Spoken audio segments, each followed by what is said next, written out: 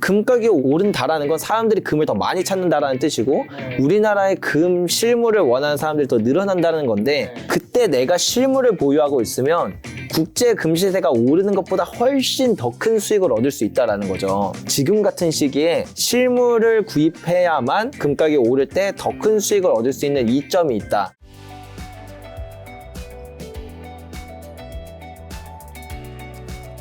작가님과 이제 금 투자에 대한 이야기 좀 나눌 건데요. 이제 금값이 2029년에서 2030년 정도까지 7에서 20배 정도 오르기 때문에 지금도 여전히 금값이 오른 지금도 금을 사 모으고 있다고 말씀하신 작가님이기에 그럼 어떻게 투자해야 되는지 여쭤보려고 합니다. 금 투자 방법은 좀 어떤 것이 있고 뭐 제가 알고 있기로는 크게는 실물과 비실물 투자가 있는 걸로 아는데 어느 쪽이 좀 더 나은지. 맞습니다. 말씀하신 것처럼 실물 말 그대로 이런 골드바, 이런 골드바를 투자하는 방법이 있고요.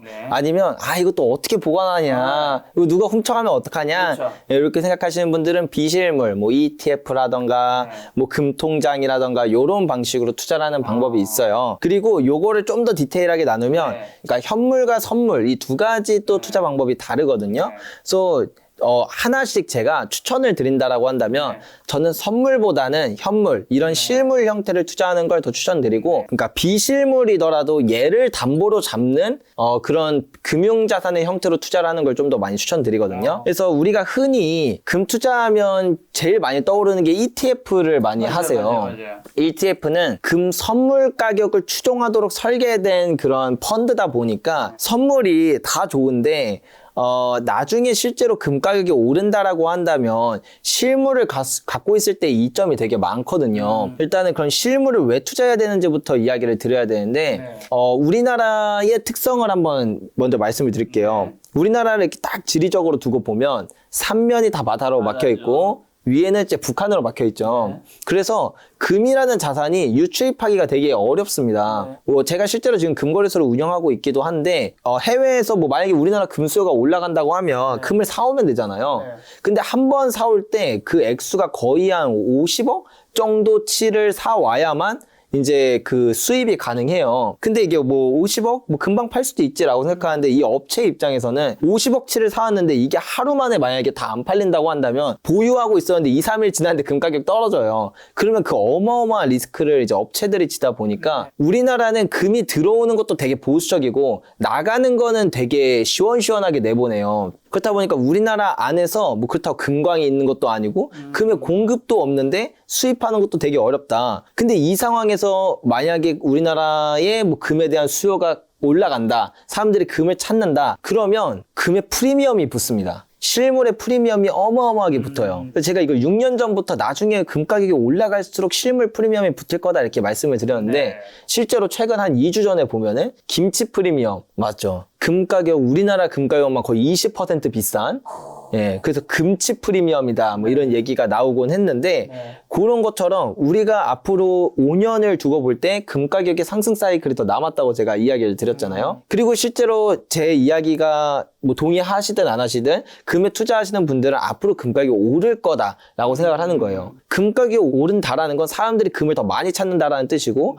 우리나라의 금 실물을 원하는 사람들이 더 늘어난다는 건데 그때 내가 실물을 보유하고 있으면 국제 금 시세가 오르는 것보다 훨씬 더 큰 수익을 얻을 수 있다라는 거죠. 그래서 지금은 이 프리미엄이 거의 다 안정화됐거든요. 지금 같은 시기에 실물을 구입해야만 나중에 실제로 금 가격이 오를 때 더 큰 수익을 얻을 수 있는 이점이 있다. 그래서 그냥 골드바를 사셔도 좋고 아니면은 제가 추천드리는 방법 중에 하나인 그 KRX 금시장이라고 있어요. 국가가 2014년쯤에 금거를 좀 양성화하자는 취지에서 한국거래소 통해서 출범한 건데 쉽게 표현하면 이제 우리가 주식 어플에 이제 이 금거래를 할 수 있는 탭이 있었어요. 금 현물 뭐 이런 식으로 검색하면 나오는데 여기서 뭐 우리 주식 투자하는 거랑 똑같이 호가창 있고 매수 매도 그냥 클릭하면은 바로 이제 매수도 되고 매도도 되는 이런 방식이라 되게 간편하다. 거기다 수수료도 0.2% 수준이라 되게 저렴하고 살 때 팔 때 세금도 없어요. ETF 같은 경우에는 배당 소득세 15.4% 내야 되거든요. 근데 얘는 세금도 없습니다. 그리고 마지막 네 번째 가장 큰 특징으로 우리가 거기서 금을 사면 실물 금을 한국 예탁원에 실제로 보관을 하고 있어요. 그렇기 때문에 금에 대한 실물에 대한 프리미엄이 붙으면 KRX는 그거를 진짜로 반영을 합니다. 그래서 우리가 김치 프리미엄 20% 붙을 때 KRX 갖고 계신 분들은 진짜 큰 수익을 버셨거든요. 그런 것처럼 지금처럼 이렇게 프리미엄이 안정화된 시기에는 네. 이왕이면 선물, ETF나 이런 형식보다는 실물의 형태, 진짜 골드바를 사시는 걸 물론 전 더 추천드리고 그게 아니라고 한다면 KRX 금시장으로 투자하는 게 조금 더 나을 것 같다. 이렇게 말씀드리고 싶습니다. 자, 그러면 이제 어쨌든 다시 한번 구체적으로 여쭤보면 실물을 사는 거는 그러면 그 안에서는 크게 두 가지가 있겠네요. 지금 보여주시는 이 골드바를 사는 방식과 그냥 어떻게 보면 기금속을 약간 어떻게 보면 샤테크라고 불리는 거죠. 네. 샤넬을 샀는데 가격이 오른 것처럼 내가 뭐 커플링이든 뭐 목걸이든 했는데 오르는 거. 이 두 가지가 대표적인 거죠. 네, 맞습니다. 둘 중에는 그럼 당연히 전자가 답이겠죠. 그쵸. 이게 투자만 보면은 네. 투자자라면은 네. 전자가 나은 게 맞아요. 네. 왜냐면은 이렇게 액세서리 같은 경우에는 네. 공임도 많이 들고 그렇죠. 맞아. 공인비 특히 뭐 예를 들면 그 까르띠에라든가 네. 이런 등등 되면 브랜드 값도 들어가고. 맞습니다. 사실 근데 녹이면 똑같죠. 네. 심지어는 이런 주얼리들은 네. 이 금이 좀 약하거든요. 그렇죠. 그래서 그 이음새 부분에 댐을 해요. 네. 납이나 이런 걸로 댐을 한단 말이죠. 그렇다 보니까 전체적으로 순도도 좀 떨어집니다. 네. 이게 24K인 건가요? 예, 99.99%. 아, 보통 우리가 하는 그런 것들은 18K나 14K. 그쵸. 그리고 순금이라고 하더라도 99.5%예요. 예, 그런 목걸이 같은 것들은. 네. 그러니까 살 때는 공인비까지 주고 비싸게 사는데 심지어 순도는 얘보다 떨어져. 그럼 나중에 팔 때는 그만큼 그게 손실로 잡히게 되거든요. 그래서 투자 효율만 두고 볼 때는 이런 골드바가 골드바를 사라. 낮긴 하다. 요거는 1kg인가요? 네, 1kg입니다. 순도 99.9? 99. 99. 네. 요거는 얼마예요? 얘는 1억 6천만 원 정도 합니다. 아, 1억 6천. 네. 요런 거는 그러면 어디서 살 수 있는 거예요? 이거는 뭐 종로에 금은방들도 많고 금 거래소도 있고 예, 저희한테 오시면 더 네. 저렴하게 많이 사실 수 있고 어, 네. 상호가 어떻게 됐어요? 저희는 스테커스라고 합니다. 아, 스테커스. 그리고 은행에서도 파는 거예요? 네, 은행에서도 팝니다. 예를 들면 신한은행 같은 데서도 이 LS 제품을 많이 팔거든요. 예, 은행에서도 살 수 있다. 그러면 금은방에서 골드바를 사는 것과 은행에서 사는 거 뭐가 다른 거예요? 아, 이거를 일단 첫 번째 저는 많은 분들이 이제 사실 금은방은 대부분 체인점이 없으니까 개개별로 많이 하니까 신뢰성 측면에서는 뭐 당연히 은행을 더 신뢰할 수밖에 없을 텐데 문제는 가격은 좀 더 비쌀 것 같긴 하고 좀 많이 비싸요. 아, 많이 예, 비싸구나. 그래서 솔직히 은행에서 금 사는 게 그렇게 잘 모르겠거든요. 네. 그러니까 저희는 알잖아요. 그러니까 예를 들면 같은 제품 똑같이 이 제품을 팔아요. 이 LS 제품을. 근데 이거를 꼭 저희한테 안 오셔도 다른 금은방에서 사는 것과 그리고 잠깐만요. 아니 이게 들어가면 어떻게 옷이 엄청 늘어나네. 역시 1kg 무겁다. 네. 그 은행에서 사는 거 가격 차이가 꽤 많이 난다. 그래서 이게 우리가 금 살 때 그래서 그걸 잘 봐야 돼요. 만약에 실물 살 거라고 하면 금값이 딱 정해져 있을 거라고 사람들이 착각하는데 주유소마다 기름값 다른 것처럼 업체마다 금값이 다 다르거든요. 같은 금이라고 하더라도. 그래서 조금 발품 팔아보시면 좋다. 이렇게 말씀드릴 수 있을 것 같고 그리고 아까 전에 그 목걸이 얘기를 좀 더 하면 이게 그냥 투자의 목적에선 골드바가 무조건 우위이긴 한데 근데 골드바는 사놓고 5년 동안 그냥 이대로 두는 거잖아요. 그것도 뭐 전시해둘 수도 없고 금고에다 모아놔야 되잖아요. 근데 이제 이런 팔찌나 목걸이 같은 경우는 우리가 자동차나 핸드폰을 살 때 시간 지나면 감가가 있지만 금은 감가가 없다 보니까 5년을 착용하든 50년을 착용하든 사용 가치도 있네. 네, 사용 가치까지 있는 거예요. 거의 약간 집으로 치면 내가 집을 사고 내가 거기 살고 있는 거지. 맞습니다. 네, 정확하세요.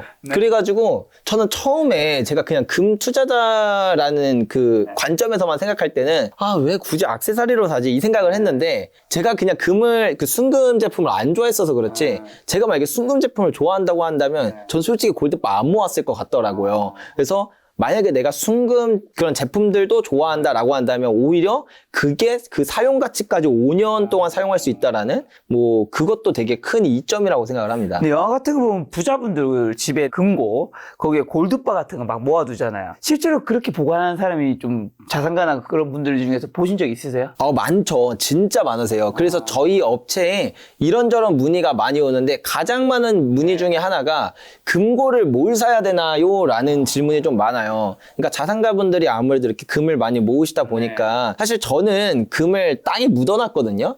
예. 근데 자산가분들은 저처럼 저는 모은 양이 사실 그렇게까지 많지는 않아요. 예. 근데 자산가분들은 이제 뭐 몇 킬로씩 막 많으면 이제 20-30킬로씩도 모으시다 보니까 이제 그런 금고를 이렇게 뭘 사야 되는지 어떤 게 튼튼하고 어떤 게 좀 그렇게 안전한지 이런 것들에 대한 문의들도 많다 보니까 확실히 자산가분들은 예, 금을 진짜 많이 모으시더라고요. 요게 1kg인데 10kg짜리도 있는 거죠. 우리나라에서는 못 사긴 하는데 국제 표준 기준이 이제 400온스라고 해서 12.5kg 정도 되는 게 이제 그런 거고 중앙은행들 이제 막 어떤 TV에 막 예, 나오고 맞습니다. 그게 12.5kg예요. 예, 맞아요. 개인이 못 사요? 개인이 그러니까 어디서 살 수 있는지 모르겠어요. 개인이 살 수 있는 건 보통 이거라 생각하면 돼요. 그쵸. 예. 그럼 혹시 금고 이제 자산가 집에 놀러 가시거나 하셨을 때 저 이거 익명이니까 요런 거 몇 개까지 있는 거 보셨어요? 저는 120개.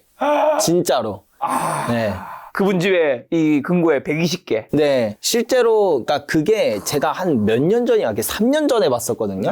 네. 그때 120개가 있으셨고, 그러고 지금도 많이 사시거든요. 그래서 솔직히 지금은 어느 정도까지 모으셨는지 120개가 있는 거면 그냥 지금 가치로 치면 그거만 얼마죠? 180억 정도 되지 않을까요? 네. 그러면 최소 본인 자산이 3천억 이상은 내시겠네요. 그러니까 본인 자산이 10분의 1 정도 네. 이상을 뭐 사진 않을 테니까 네. 그걸 굳이 혹시 사가시는 분들 중에서는 몇 덩어리까지 사가는 거 보셨어요? 저희가 보통 한 달에 한 금 나가는 양을 다 합치면 15kg 정도가 나가는 것 같아요. 15kg면 요거 15개. 네. 근데 그렇다고 해서 뭐 진짜 다 1kg 제품으로 사가는 건 아닌데 1kg 제품으로는 한 번에 많이 사실 땐 보통 10개 정도 사시는 분들이 좀 많은 편이신 것 같습니다. 10개까지 사가신 분 보셨어요? 네네네. 그럼 그분은 그걸 카드 결제하나요? 뭐 현금을 이체하나요? 계좌이체로 보통 많이 합니다. 근데 저희가 요것도 알려드릴게요. 이런 골드바 살 때 진짜 꿀팁이 있어요. 뭔데요? 이게 일반인 분들은 요거까지 잘 생각을 못 하시는 것 같거든요. 이게 되게 재밌는 건데,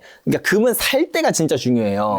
살 때 어떻게 사느냐에 따라 이미 손실이 확정되거든요. 근데 사람들이 이제 금 살 때는 뭐 내가 믿는 사람이니까 그냥 집 앞이면은 뭐 여기나 저기나 비슷하겠지라는 생각으로 보통 많이 하는데 사는 방법에 따라서도 그 비용이 달라지고 어디서 사냐에 따라서도 비용이 달라져요. 그래서 제가 요걸 하나 보여드리고 싶은데 흔히 이제 금을 산다 그러면 세 가지 방법이 있거든요. 그냥 부가세를 내고 금을 구입하는 방법 그리고 이제 그 흔히 이거는 불법이에요. 안 하시는 게 좋아요. 그냥 이쪽은 보지도 않는 게 좋은데 이게 무자료 현금 거래라는 게 있어요. 그래서 그냥 뭐 우리가 국밥집에서 뭐 현금으로 하면 싸게 해주고 그런 거 있잖아요. 그런 것처럼 이제 뭐 이런 식으로 우리나라에서도 운영되는 부분들이 있단 말이에요. 이런 식으로 하는 방법 어쨌든 그리고 이제 저희가 직접 하고 있는 방법인데 이렇게 위탁 거래라고 해서 개인끼리 금 거래하는 걸 저희가 중개해주는 방법이 있단 말이에요. 보증해 주는 거겠죠? 네, 이게 보증해주고 금이 진짜인지. 네, 그리고 중개를 해드리는 거예요. 요거를 하면은 각각 나중에 어느 정도 손실이 발생하는지가 이렇게 발생이 되는데 여기 보면 부가세 다 내고 사면 200 똑같은 제품 기준으로 했을 때 602만 5천 원이잖아요. 근데 이제 저희 위탁 거래로 사면 부가세가 없어요. 개인 간 거래는 이미 이중과세 방지법 때문에 부가세를 이미 그 구매자가 지불했기 때문에 예, 그 부가세를 따로 또 안 내도 되거든요. 그래서 저렴하게 사실 수 있다. 그리고 이 밑에 요거 그 현찰 주고 사는 거. 요거는 540만 원. 얘가 더 싸게 느껴지잖아요. 그래서 사람들이 이게 불법이지만 사람이 혹해요. 이 가격 보면. 그래서 이걸 이용하시는 분들이 있단 말이에요. 근데 애초에 불법이라서 하면 안 되는 거지만 근데 그걸 차치하고 보더라도 이렇게 하면 이렇게 사서 이렇게 팔았을 때 한 24만 원 정도 손실을 봐요. 10돈짜리 기준으로.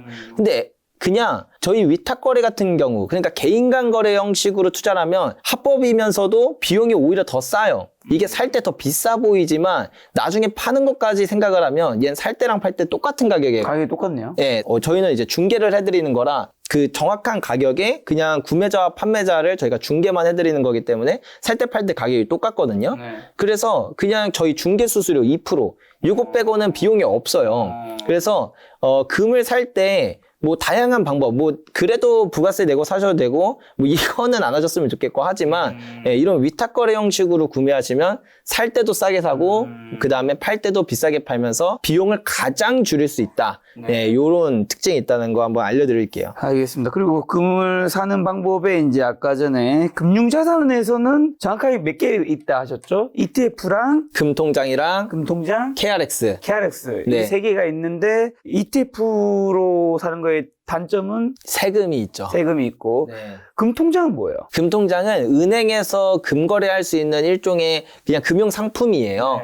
예, 그런데 이 금통장의 장점이라고 한다면 0.01g 단위로 투자를 할 수 있거든요. 그러니까 거의 뭐 몇천 원 수준으로도 금을 살 수 있다는 거예요. 그렇기 때문에 소액 투자가 가능하다는 장점이 있다. 다만 단점은 첫 번째로 수수료가 좀 비싸요. 한 2% 정도? 아까 전에 제가 KRX 금시장이 0.2% 수준이라고 했잖아요. 무려 한 10배 정도 더 비싼 수수료가 있다. 그리고 두 번째는 얘도 ETF와 마찬가지로 세금 15.4%의 배당소득세. 그러니까 수익의 15.4%를 내야 된다는 거죠. 가장 추천하는 거는 KRX 금시장입니다. 금시장. 이거의 장점은 장점은 1g 단위로 투자할 수 있어서 비교적 그래도 예, 적은 돈으로 투자가 가능하고 주식 어플로 사고 팔 수 있기 때문에 간편하고 수수료가 0.2에서 0.3% 수준으로 저렴하고 마지막으로 살 때 팔 때 세금이 없고 그리고 다섯 번째로 실물이기 때문에 나중에 사람들의 금 수요가 붙으면 프리미엄까지 먹을 수 있다. 그러면 비실물과 실물의 두 가지에서 대표적인 게 금괴를 사는 것과 KRX 금시장 투자인데 둘 중에는 금괴를 더 추천한다라는 건가요? 네, 맞습니다. 네. 솔직히 일반인 입장에서는 이 실물을 굳이 왜 사야 되나 잘 몰라요. 물론 제가 아까 말씀드린 그 위탁거래 같은 형식이면 부가세를 안 내긴 하는데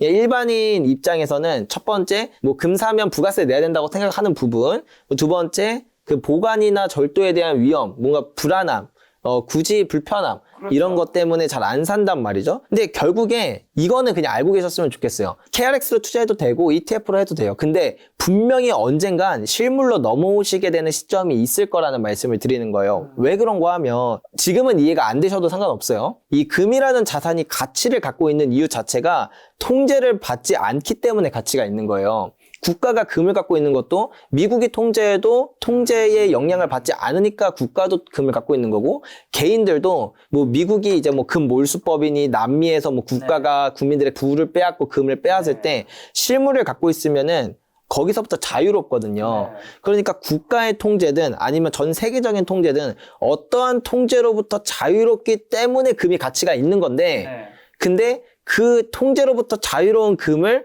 국가나 혹은 어떤 기관의 통제 하에 있는 형태로 금을 투자한다? 사실은 되게 모순이거든요. 그래서 물론 우리가 뭐 지금 뭐 경제위기 오고 뭐 온다고 해서 국가가 뭐 국민들의 뭐 금을 빼앗는다 뭐 이렇게 되진 않을 수도 있겠지만 그런 차원의 문제가 아니라 금이라는 자산에 투자한다면 본질적으로 요거는 예, 금이라는 자산 실물로 보유할 때 가치를 갖는다. 저는 그렇게 생각해서 그렇습니다. 금괴 이런 실물이 가진 특별한 이점을 많이 설명해 주셨는데 그럼 한 가지만 그것만 더 여쭤보면 그래도 어쨌든 이거는 가지고 있으면 좋긴 하지만 금고도 사야 될 수도 있고 그리고 사실 분실 우려가 0%인 건 아니잖아요. 잃어버릴 확률이 있을 수도 있고 근데 어쨌든 아까 추천하신 KRX 금시장 같은 데는 다른 ETF는 그거에 장점이 많다 보니까 그런 거 이제 근데 KRX 금시장은 이제 잃어버릴 위험은 제로인 거잖아요. 사실상. 그렇죠, 맞습니다. 그게 해킹 나간다 뭘 할 수 있겠어. 근데 국가의 통제라고 하지만 사실은 우리나라가 뭐 몇십 년 동안 국가에서 금 부분에서 통제를 한 적은 없지 않나요? 일단 IMF 때 금 인출을 막긴 했고요. 그렇죠. 예, 그리고 이게 참 재밌는 건데 네. 국가 경제위기가 오던가 아니면 금 가격이 폭등하는 시기라는 것 자체가 사실은 금 가격은 애초에 오르면 안 되는 자산이에요. 근데 가격이 폭등한다는 것 자체가 전 세계적으로 화폐의 가치가 무차별적으로 떨어지는 거거든요. 사람들이 갖고 있는 현금 버리고 다 금으로 도망가는 거다 보니까 국가는 이 화폐를 지키기 위해서 금 가격이 폭등했을 때 그 금을 통제했던 역사가 좀 많아요. 미국조차도 1930년대 금 가격 폭등하니까 루즈벨트 대통령이 금 인출 막아버리고 그 다음에 금을 소유한 사람은 징역 10년형에 처해지게 행정명령을 때리거든요. 그리고 1970년대 금 가격 폭등할 때도 금거래 국가가 막았고요. 그러니까 이런 것처럼 안 그러면 좋겠지만 우리나라도 외국환거래법 제6조에 보면 경제 위기나 그다음에 전시사변 이런 중대한 위기들이 있을 때 국가는 국민들에게 금을 그 매각하도록 할 의무를 부과한다고 딱 쓰여 있거든요. 예, 그렇기 때문에 안 그러면 다행인 건데 근데 언제든지 국가는 국민들의 금을 빼앗을 준비가 되어 있다. 네.